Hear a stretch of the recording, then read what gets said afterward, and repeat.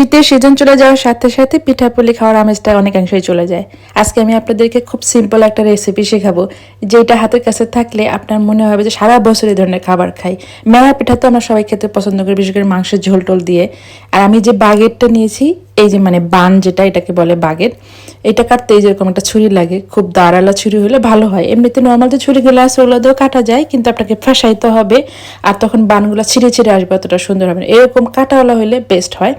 এখন বাজারে অনেক রকম পাওয়া যায় ওই ছুরি টুরি, তো এরকম একটা কাছে রাখলে আপনি এটাতে অনেক কাজ করতে পারবেন। যাই হোক, আমি একটু মোটা মোটা করে কাটছি, এটা চাইলে আপনি আরও পাতলা পাতলা করে কাটতে পারবেন। তারপরে আসল ব্যাপার হচ্ছে, এটা কিন্তু খুবই শক্ত থাকে। এই অবস্থা যদি খেতে চান আপনি একদমই খেতে পারবেন, আপনার খেতে একদম ভালো লাগবে না।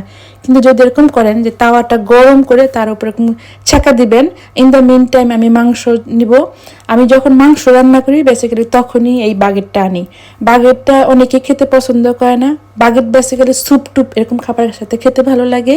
কিন্তু এরকম যদি কেউ করেন, মাংস রান্না করছেন, সে চিকেন কারি হোক বা যে কোনো মাংসের কারি হোক না কেন, ওইটার সাথে আমার সবসময় মনে হয়েছে যে বেস্ট হয়। আজকে মাংস রান্না করছি রাতে, সকালে ওইখান থেকে নিলাম। আমি পুরা মাংসটা গরম করে নিই, কারণ এখানে দরজাটা বন্ধ থাকে, পুরা মাংস গরম করলে পুরা বাসা সহ গন্ধ হয়ে যায়। এই জন্য একটুখানি নিয়ে জাস্ট ওভেনে গরম করব।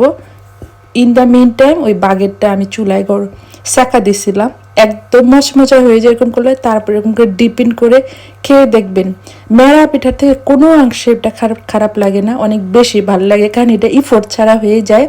আর আমার বাচ্চারা এটা খাইতে এত বেশি পছন্দ করে। সকালে ব্রেকফাস্টে দেখেন এই যে স্কুলে যাওয়ার আগে ধুমায় খায়। ঘরে মাংসের ঝোলমল থাকলে শীত গ্রীষ্ম বর্ষা যে কোনো সময় এটা করে খাইতে পারেন।